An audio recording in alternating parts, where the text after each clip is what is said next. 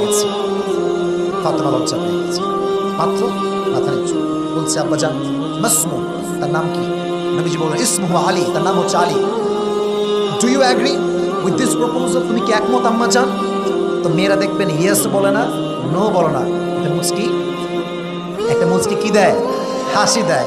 ফাতেমা মুচকি হাসি দিলেন, নবীজি বললেন মাশাআল্লাহ, আলী এবং ফাতেমার বিয়ে কনফার্ম হয়ে গেল। সুবহানাল্লাহ পড়ে চলো, বিয়ে হয়ে গেল আলীর সঙ্গে ফাতেমার। আল্লাহ বললেন নবী কিসের চিন্তা আপনার? ওয়াদানা আনকা বিজরাক আল্লাযী আনকাযা যাহরাক, আরে যার বোঝা আল্লাহ নামাই দিবে তার টেনশনে কোনো কারণ থাকতে পারে না। ডেকেরা বলেন যুবকেরা। এক নাম্বার হাদিস এবং ঘটনা। দুই নাম্বার আর একটা হাদিস বলতে চাই, তবে এটা বলার আগেও নলেজ চেক করতে চাই।